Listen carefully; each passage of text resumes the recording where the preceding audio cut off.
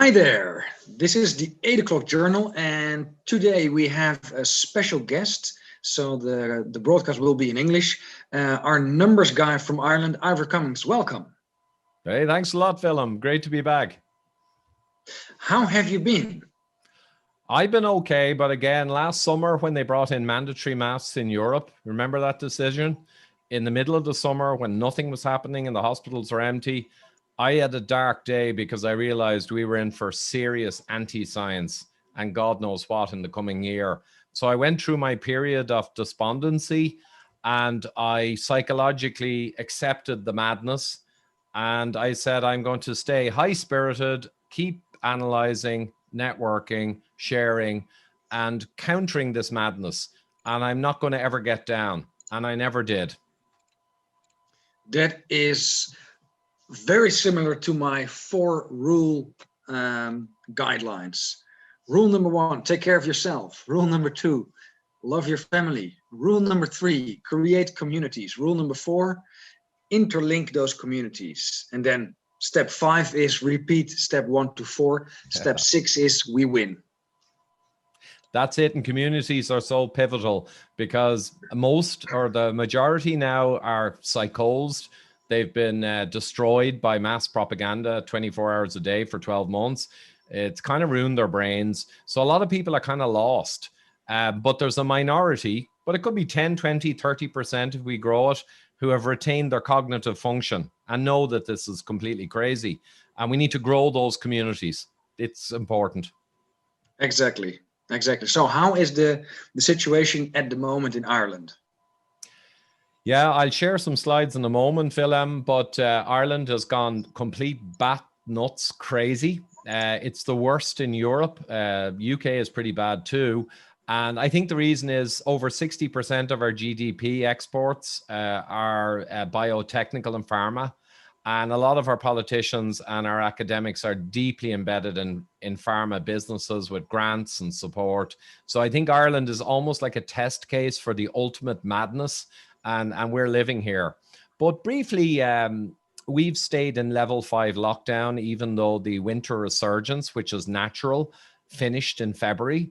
We stayed in level 5 lockdown for months. Completely absurd. And the other day, we were meant to be agreeing to open up on July 5th with indoor dining and indoor bars, which are available in all of Europe but Ireland.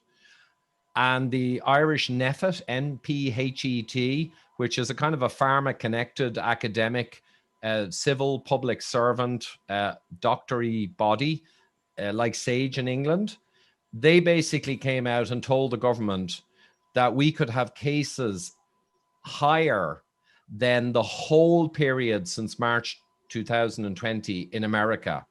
They have shown for the next 3 months, we could have more cases per million people than America had in this whole thing for a year and a half, including both winters. That's how insane they are. So I have a slide pack addressing that, and I could share that, and it covers variants too. Please do so. Okie doke, here we go. So I'll just make sure it shares in full screen. Is that full screen? Yes, it is. Super. So this is Tony Holohan, who's the head kind of crazy man over Ireland's NPHET SAGE group. And he is anti-alcohol very strongly. So there's hidden agendas there to stop bars and restaurants. And they are dotted with ISAG type people, which is the Independent Scientific Advisory Group in Ireland. But they're zero COVID nutters. So they're all tied in with NPHET. So it's a kind of a cabal of zero COVID pharma type influence. Well, it's funny that you mentioned it because it becomes more and more apparent that this has nothing to do with science. It has everything to do with a sort of cult. I call it the Church of Vaccinology, where it's all about rituals and believing in a certain goal or a certain golden calf, you could almost say. Yeah, it's massively ideological and the science is long gone. In Ireland, the modeling is done by a guy in Maynooth University, Professor Nolan. He has no real modeling experience. He's had a person all last year from Imperial College London, on the team. And the guy who's doing most of it, I believe, is a guy who has two papers published on, I think, horse racing and fantasy football modeling. And basically, these guys have been handed the keys of Ireland. The government are just rubber stamping whatever these ideologues say. And what they're saying is insane. And I'll show you now. I'm just curious before you show it, because in Holland we did a test, looked at all the models, what they were predicting, and then looked at if they were ever right. And we found out something astonishing. All the models have been dead wrong all the time. None of them has ever come close to predicting the future. So it is baffling that people still come with models and are not ashamed of themselves that they come with the same models.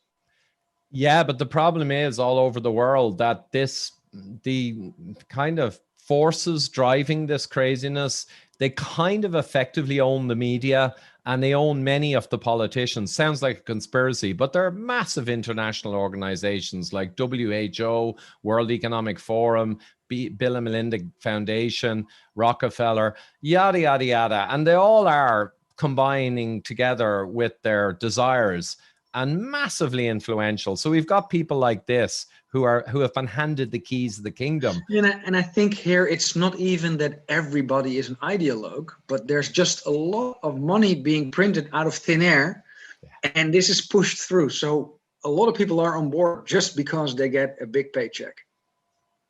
Yeah, the money, the printing presses are running. We are running up enormous debt. No one cares because everything is focused on COVID. The politicians are free from any other problems. It's easy life for them. And they don't even have to take any accountability because they point to this guy and this NEFIT team. So they're not even wrong if the whole thing goes wrong. They'll just say, well, NEFIT said. So everyone is covered. And half of Ireland is effectively paid by the government now. Effectively, half of the working people are paid by the government. So half the people are happy with this. They sit at home on Netflix. They don't have to go into work. What's not to like? And anyway, I'll run through the slides and you'll see the horror. So basically, here's Ireland, the only place in Europe now where indoor dining is prohibited. And that's for months. The only place in the whole of Europe. And we're joined to Northern Ireland, which is technically UK. And there's millions of cars going across that border and young people going up to the bars and restaurants for months. Nothing happened, but no one cares. Ireland is holding because of what I told you. Also, we're the only country in Europe now not realistically using antigen because this team I told you about, and one of their guys is a PCR test guy, and they're making a fortune on PCR, and they will not allow rapid antigen. So Ireland is just insane. And I put in my slides, you know, to fall for this is a special kind of stupid. But I think that it's the people are not just simply stupid who are going along with this, or the useful idiots in politics or in these quangos or these groups. They've been propagandized so much, they actually are able to believe their own nonsense. So there's a mixture of stupidity and ignorance and evil at the top. So that's it. But here we are. I keep telling people seasonality made simple. This is Ireland positivity rate, and the hospitals are the same, and the ICU. Last year, it collapsed after the winter, and it was flat for the summer, and we opened up fully with no vaccine even. You can see the curve. Nothing happened all summer. We were fully open, pretty much. And then we had the winter resurgence in 21, and guess what? The exact same curve, even though we supposedly have the benefit now of the medication. But if you have the benefit of the medication now, and it's great, and we opened up fully last year with no medication, how can we not open up now? See, it makes no sense. And another guy on Twitter just threw this out, though I have this data too. 2020, all of Europe, here's the collapse curve, April to June. And this year, exact same, even though we have all the medications, mass medications. There's no difference. I would even say it is, the slope is less steep this year, probably because of the weather being better in 2020. Yeah, but the point is, even those points are only the noise. And the reality is the overall picture, people can't seem to understand. Last year, we opened up fully all across Europe and everyone had a great summer.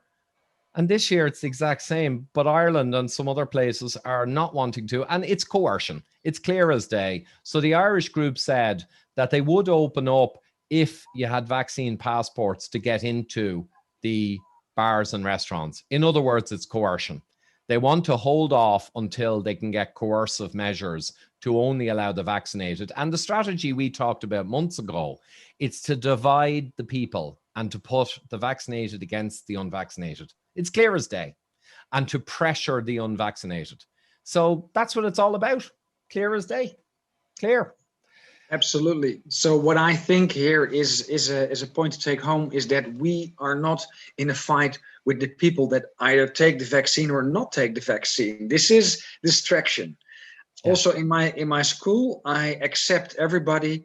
I just feel a bit of pity for the people who fall for the scam because it has some risks to it. Yeah, and a paper came out the other day that was very balanced, I thought. And it came out with approximately the numbers I came out with in February based on the Israel study. Israel worked very closely with Pfizer, and they did a study on around 1 million people, half vax, half not. And they showed apparent benefits. Now, it was associational, and you could say there was bias in there, but it showed some apparent benefits. But when you look at the apparent benefits and compare them against the Danish VAERS, the Vaccine Harms database, they're very similar. The supposed benefits are in the same kind of order as the documented potential harms, and the same with the US data. So even if you disregard the enormous cost, the data says cost benefit or it could be 50-50. I mean, you know what I mean? And that's being very generous. So that publication came out in Vaccine Journal just a few days ago, and no one wants to know. It's an ideology now. It's a belief system, and it doesn't care about numbers. Doesn't care about numbers. Yeah. But it cares about variants. Oh, yeah. So the variance is just an incredible amount of nonsense, even by the standards of the last year. So Hope Simpson, the doctor who spent 50 years studying influenza variants and transmission mechanisms, and he's a fantastic book, which I've sent to everyone. He described why the variants occur. And we know this from influenza over 40 years. The variants will constantly occur as a natural evolution of the virus. And they're almost encoded into the original virus. You know, there's a probabilistic chance over time that a certain type variant will pop up multiple places in the world, even at the same time. And then another one will. But they never really make any difference unless there's an antigenic shift, like with flu. And that's when there's a complete shift in the virus. But these things, these are just noise. And in India, the reason, and I put here for people, that the Delta variant is the Indian variant. So some people think there's an Indian variant and now a scary Delta, but they just renamed the Indian one. And the reason they jumped on the Indian one is they found a place in the world that was seasonally, regionally triggering, like India, went through its classic cycle, which came down again with no measures changing that. And they happened to have a variant that they call the Indian, but it had nothing to do with the UK or Ireland. It was their season, but the world took their variant and called it deadly because India was experiencing a surge, but it was meaningless. So we look at the data, and we have Public Health England just a couple of weeks ago. People can get this document. We see that the Indian variant, or the Delta variant, you see Delta here, took over from early April in England. And basically by early May, it was up to dominance. And by mid-May, it was 75% of all the testing was Delta. And then basically it's over 90% since early June, a month ago. And that's the beauty of it. Yeah. They find the derivative of the derivative of the derivative that is still increasing. But if you look at the overall numbers, whether it is deaths, hospitalizations, or even positive tests, everything has crashed. There's nothing left anymore. Exactly. And I'll show that now, Willem. So you look here and you acknowledge for the last couple of months, Indian variant, Delta variant, just taken over completely. So obviously there must be a response to that. It must have caused something. But we've got the data here. I pulled the other day, Gov UK. We take the trend line right up to the 17th of June in green there, and let's put it in here on the graph. There it is. So with the Delta taking over for months, nothing happened, hospitalization. And Northern Ireland now, I can show you, this is a de facto proof that the Delta variant is not really much different in terms of virulence. Might transmit a bit more, but who cares? And the hospitalization is around 50 times below what you would ever do restrictions for, because the hospitals are empty. I mean, in England, there's around one person with COVID for every one hospital in England. That's how low it is. And in Ireland, there's more people in our NPHET SAGE body than there are in hospital with COVID. I'm not joking. And this is just incredibly stupid. People can't see this, but they're not being let see it. As you said, censorship we'll talk about later. That's the only reason people can't see this. So I put out the other day, I heard from the inside that 40% in Ireland is now Delta. They're talking about Delta is coming. We need to stay with no bars and restaurants. Delta's here. In the media yesterday, they talked about it's 50% now. Northern Ireland's over 60% Delta, and the UK I just showed is 100% basically. But nothing's happening anywhere. I mean, Northern Ireland, there's no one in ICU out of 1.5 million people in Northern Ireland, and the Delta is all over them. Here's Southern Ireland, and we're 50%. And like I said, last summer it went away, and we know why, seasonality. This summer, the positivity rate is staying on the floor, and we've got the Delta variant building up, and nothing's happening. Here's the hospitalization right up to yesterday. Nothing is happening. If, and now I'm speculating because it's not a causation but a correlation, but if you look at these numbers, I think your preliminary conclusion should be, hooray, the Delta variant has outcompeted the more lethal ones. The Delta variant protects us from getting into the hospital, getting sick or dying. Let's give everybody the Delta variant. You could easily propose that. And Professor Beda Stadler, I interviewed around 6 weeks ago before we had this data. And he said we should celebrate the variants that are coming because we are now on our way to this being a background common cold. And the variants are part of that. We should celebrate the variants. And then they've also got the mass meds, which were meant to completely free us up. But now we got a situation where they have their mass medications and vaccines. All the susceptible have been treated. That was the promise. Treat the susceptible and then we're fine. And the variants are coming in and they're not a problem and the hospitals are empty anyway. And yet they don't want to open. They want to reach the winter. They are desperate, Willem, somehow to get to the autumn where you get a few cases and ICU, which is normal. And then they can use that as propaganda. They're terrified. And we see that happening in Israel and Australia. People look at the numbers over there. They are really playing a game. Yeah. One case, they lock down the whole state. That's the game. And you know what? If I were a bad guy on their side, it's exactly what I'd do. This is Occam's razor, basic logic. How would I do this? I'm a corporate guy. I've done a lot of corporate questionable stuff over my career. I can think like them. So I say they're doing exactly what I would do every step of the way. The only time that I did not predict exactly what they do is I got a little surprise last summer, as I mentioned, when they brought in mandatory masks. That was so audaciously insane that I actually had not predicted it. But when I saw them doing it, I said, that's genius. Genius. Because that will keep everyone feeling that there's a pandemic last summer. And once you have the mask on, when nothing's happening in the summer with empty hospitals, you can choose to never take it back off because you brought it in when nothing was happening. When do you take it out? That's where we are. So that's that. Again, just incredibly stupid. I know evil is driving this, but the people who fall for it, I got to say it. Just another proof point, Willem. This guy, I don't know who he is, but he came out on Twitter and he made another great point. World in data, 3 countries with high Delta variant for some time, 3 countries with very low Delta variant. No difference in the curves. No signal, no signal, no signal. He also went through the UK, what I just did. Basically, the Delta is de facto proven to have no particularly strong meaning. Nothing to lock down for.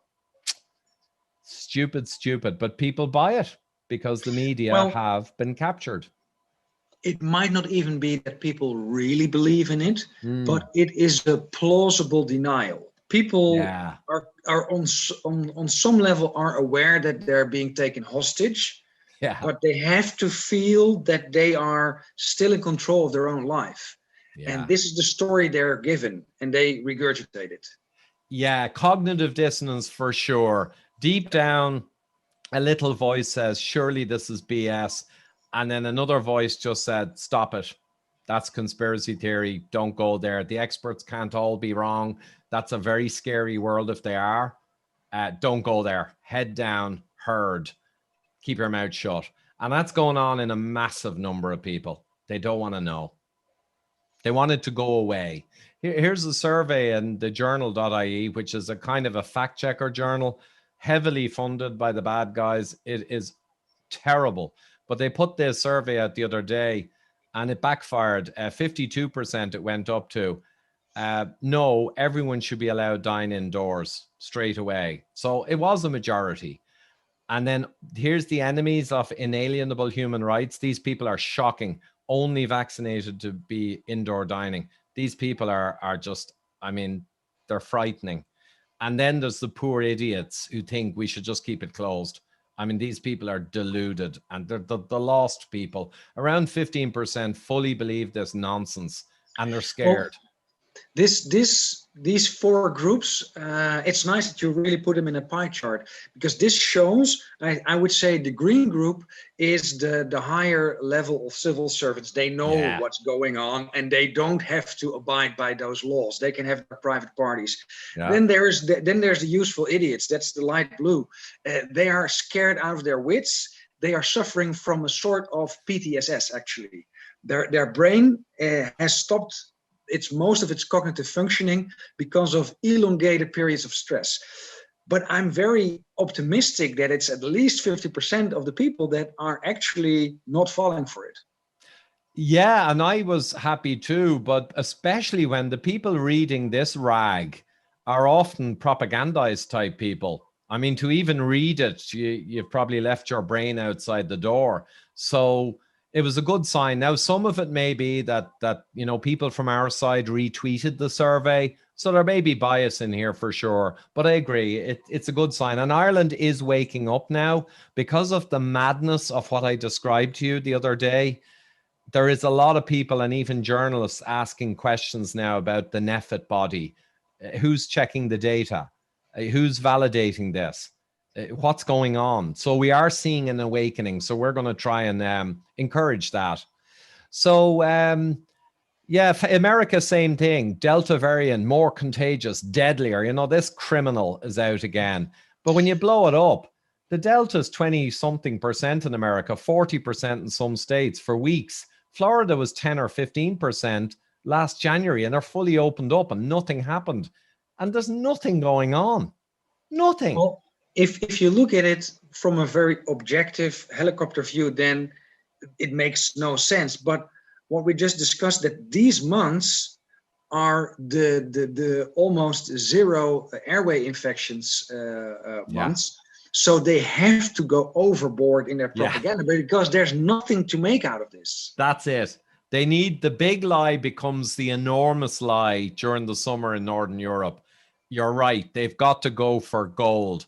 So it looks completely insane to us. It is insane, but they are actually correct to do that because they got to hold on to a sense of pandemic, even when nothing's going on. They got to reach the winter and then they'll have a little bit of stuff to work with. It's shocking. Shocking. Well, there's a few other goals they have to reach. The children's injections, the 85% of everybody to get the injection. and then they have to reach the German elections the half of September. And if all those things are met, then in October they stop all the funding. That is almost the time scale that is now becoming clear. Yeah. Well, yeah, exactly. In Ireland, the last few weeks, more and more talk of young people being medicated. And I mean, the risk is 1 in a million. I'll show the graph in a minute.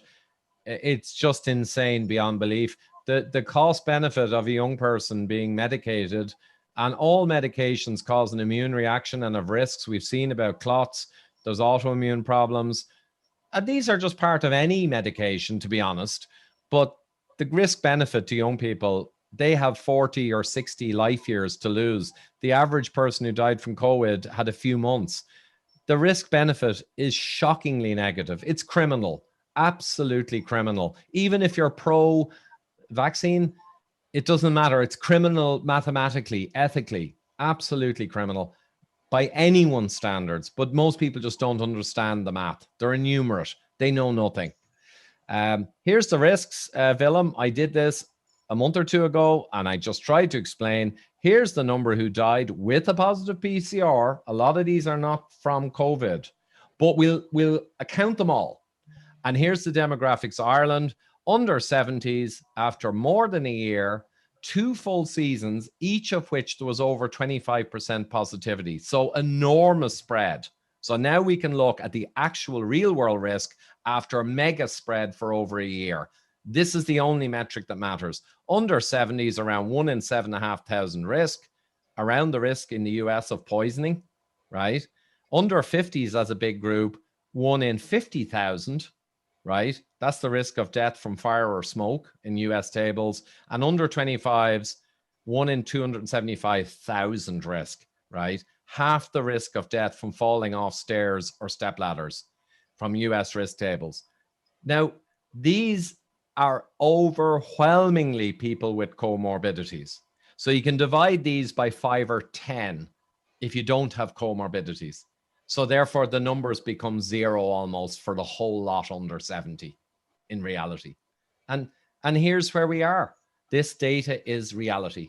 No one knows this. People think there's 50-year-olds scared of this, and they've already been through it, and nothing happened. Yeah, for the people who wanna understand these risks better, I just saw the talk of John Ioannidis, who talks in a very good way about the stratification of the risk groups and where that 0.50% comes from, because as what you mentioned, for people under 70 without comorbidities, that 0.15 you can divide by 100 at least, and then you come to 1 in a million, 4 in a million chance of actually succumbing to this virus. It is. I don't have words. I mean, it is, what's happened the last year is just total insanity. And it's just commercial and power and all the other drivers drove everyone insane. But capturing the media was their big win. Without the media being captured, this would never have gone anywhere. The media would have been asking questions from the start. The whole thing would have collapsed. Last summer in Europe, you never would have heard about COVID again. But they had the media. Well, something very interesting is happening right now. Now they're saying, because we're almost opened up completely, and they even took out the face masks.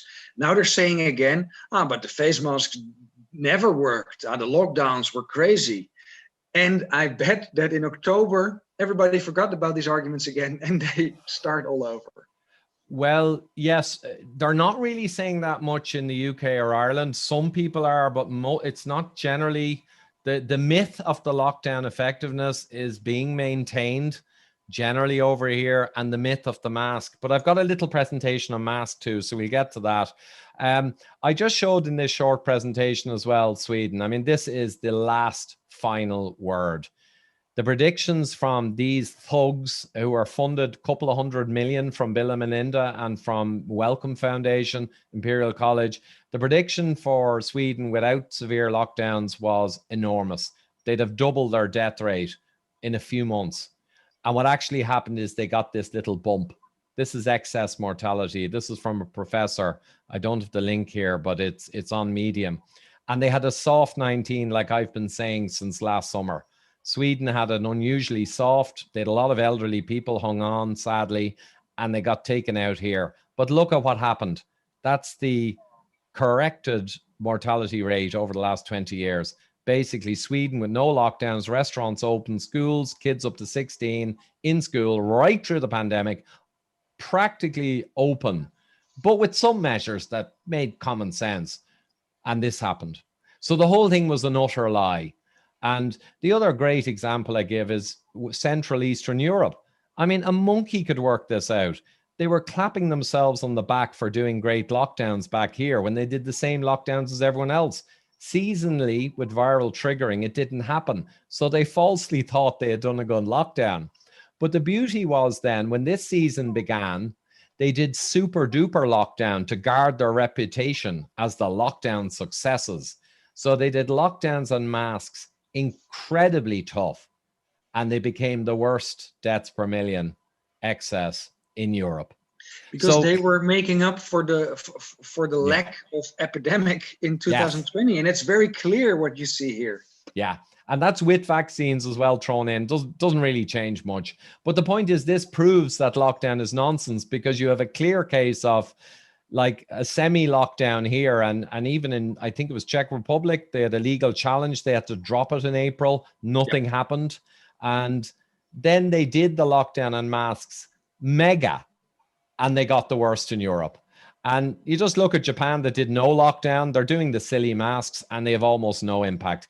What causes the excess death is metabolic health, vitamin D, UV flux, prior cross immunity, yada, yada. Loads of factors that decide your country's excess death. Lockdown and masks are not one of the factors that counts for anything.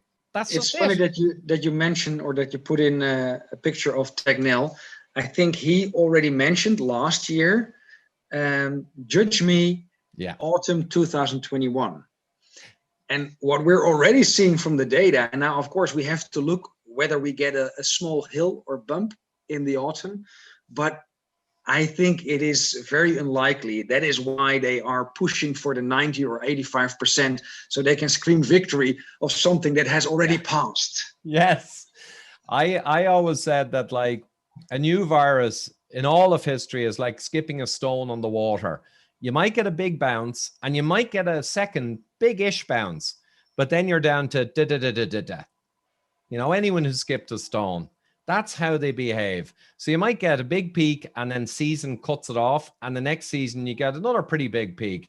That happened in some countries in Europe. Some had a big peak and very little, and some missed the first one and they got it later.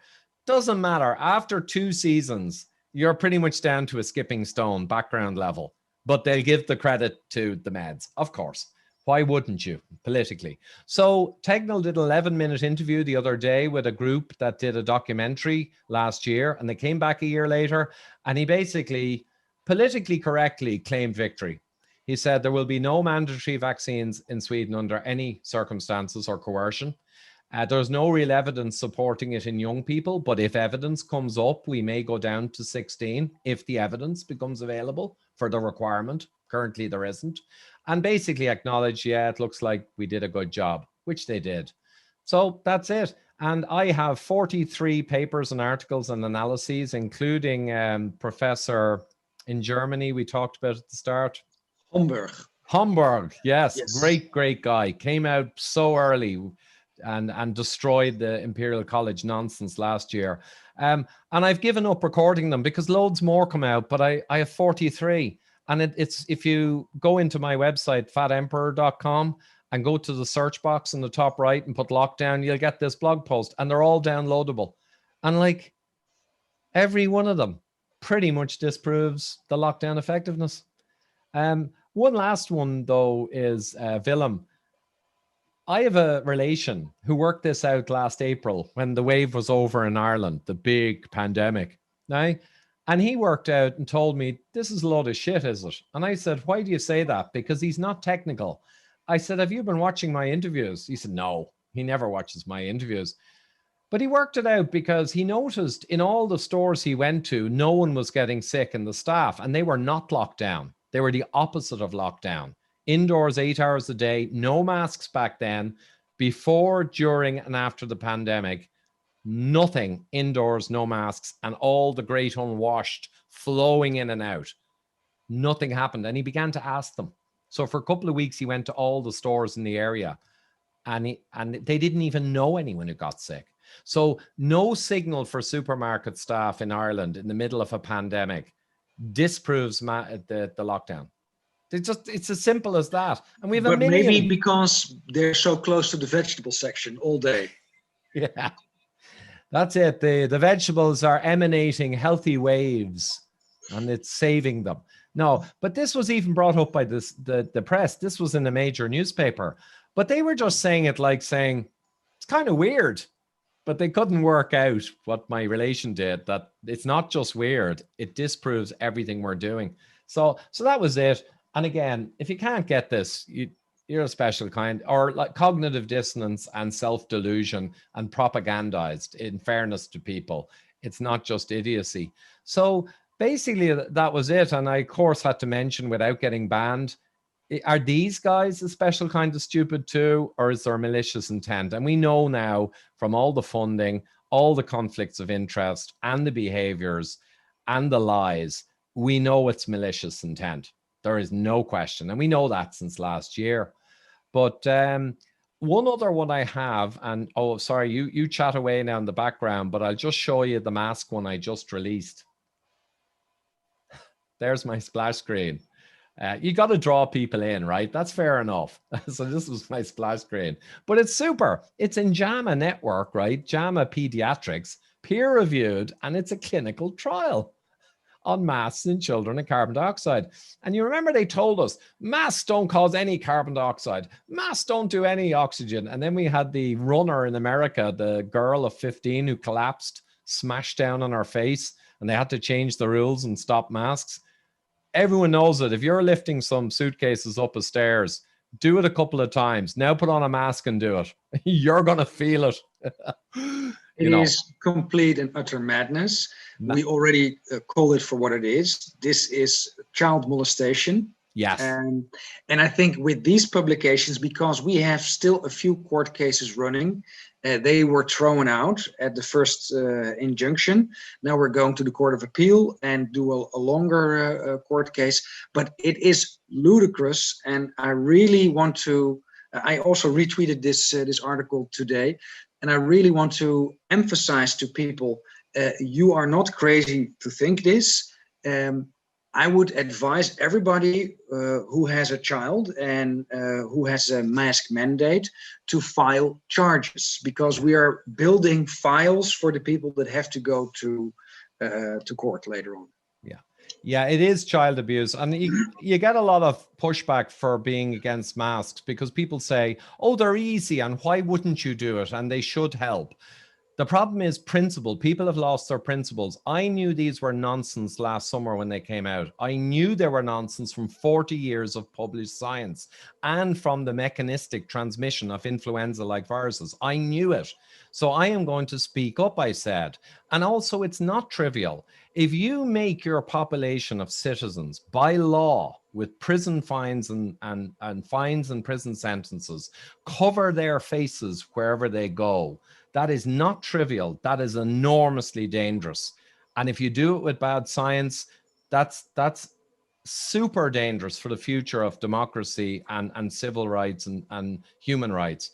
People think it's trivial. It's not trivial. It's super serious. But in this one, we see here, they did a control. Now, people argued, oh, their measurement equipment wasn't sensitive enough, but they did a control up at the mouth and got 0.268, right, for CO2 percentage, pre-test and post-test. And relatively, they had 6 times as much generally in the inhaled air with the surgical mask. So that they showed the dramatic difference in the microenvironment around the mouth. So I don't care if their equipment wasn't perfect. It's published, it's peer reviewed. It is shocking here, the legal limit for room air. Now the air at your mouth will be higher because you are expelling carbon dioxide, but the unmasked children, the actual was actually around the legal air limit. And they kept the room at 0.1 or 0.07. Look at the numbers when they're wearing the mask, and worse for younger children. I mean, one child was up at 25,000 ppm. This is not normal. we're not designed for this. I don't even care how much this affects you badly. I care that everyone denied the effect even existed. And they went through it there with the 7-year-old, with 2.5, 25,000 ppm is 2.5%, an order of magnitude above what you'd usually measure. And they basically came at the conclusion, with the hard evidence that we see here, children should not be forced to wear masks. It should be questioned.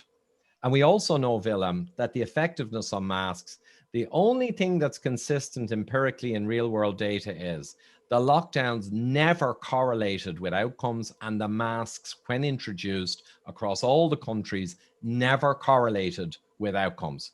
People claim they did by cherry picking. We have North and South Dakota. We have myriad comparisons.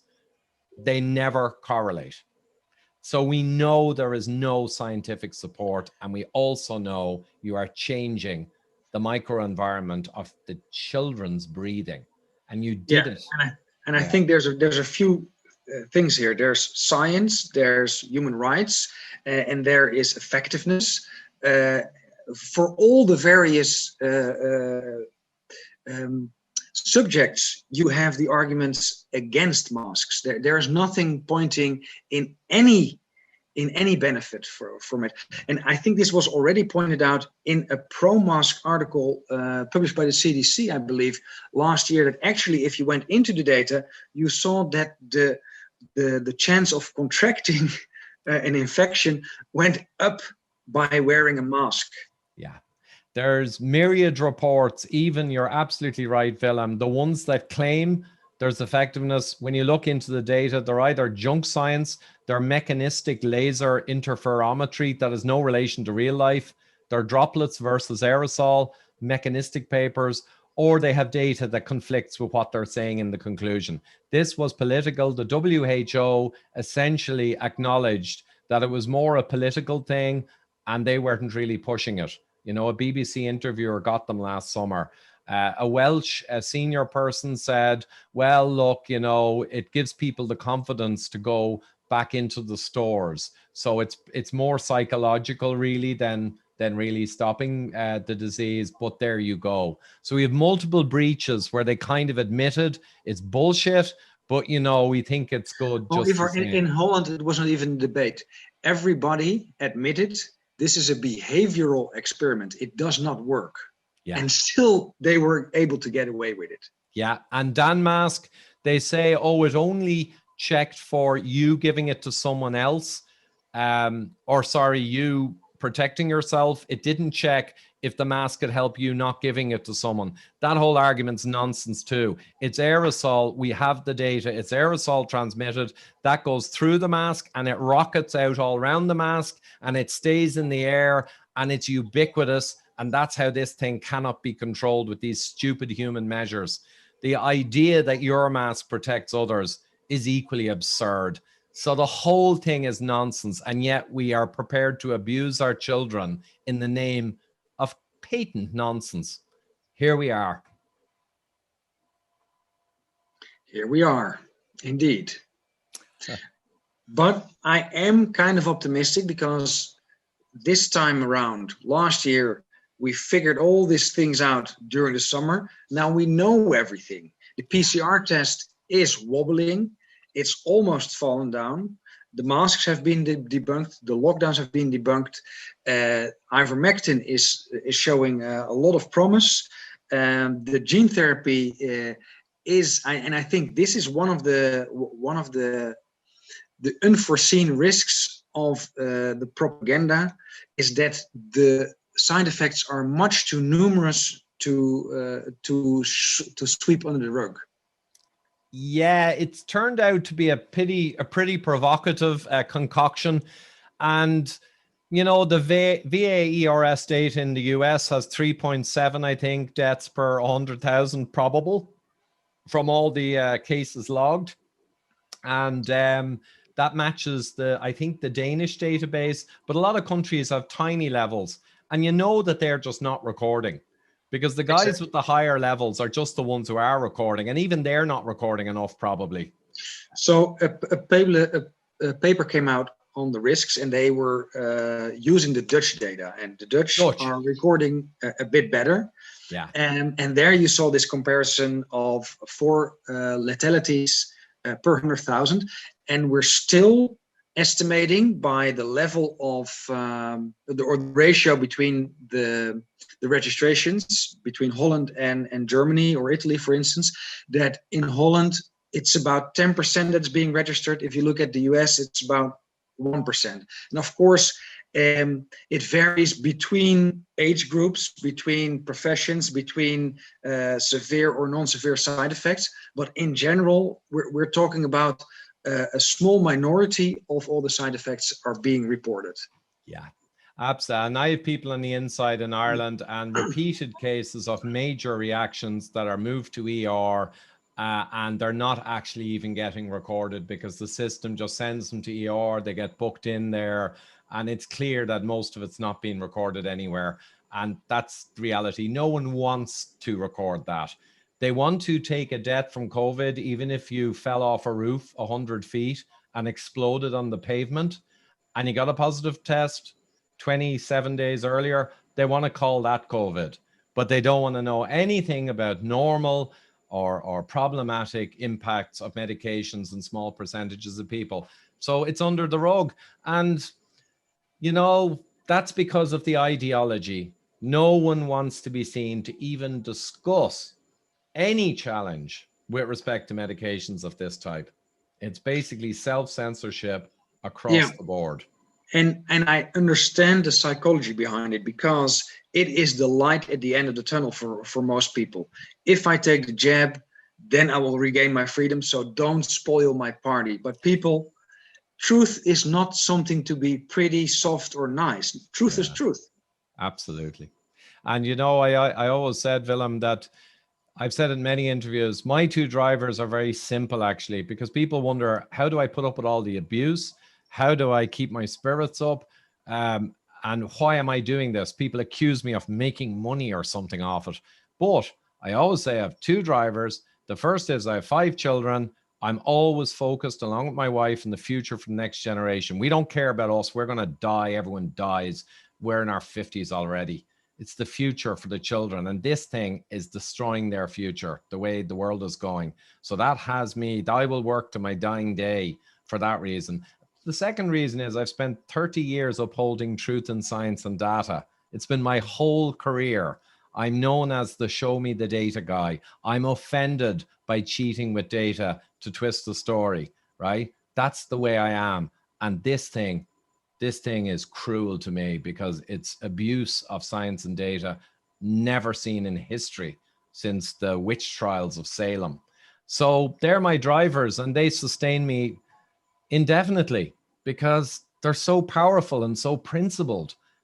You know, money doesn't matter. Nothing matters compared to principles like that. So there, I'm not boasting, by the way. I'm just making it clear to the viewer what drives me. And I don't care about any abuse I get because it's meaningless, because this is principle. I totally agree with you. So I think we've given a pretty tour de force there of the reality of the world, the truth. What can we do? What more can we do? Well, I think it is really important that we keep doing what we're doing. A lot of people sometimes ask me, well, Willem, shouldn't we do something because now this has really gone too far? And yeah, but this is gone too far for 1.5 years. So stay on target. Don't lose hope. Keep doing what you're doing. Take care of yourself, and we will win. Ultimately, yes. And that's what I believe too, because this thing is too absurd to be maintained, even with all the censorship and the collusion of the media. And I agree. In the next few months in Northern Europe, it's our terrain because nothing's going to really be happening. And everyone needs to pluck up the courage to speak up, speak out, and, you know, and convert other people or give them courage. Give them courage.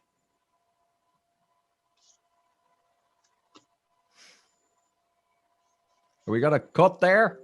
Yep. Yeah. I think very you good. have to stop recording it. I think mine did not record it, so you have the original recording. That's fine. Can you send it to me with the WeTransfer? I will send it immediately, but just 1 second. Oh, I need to stop sharing.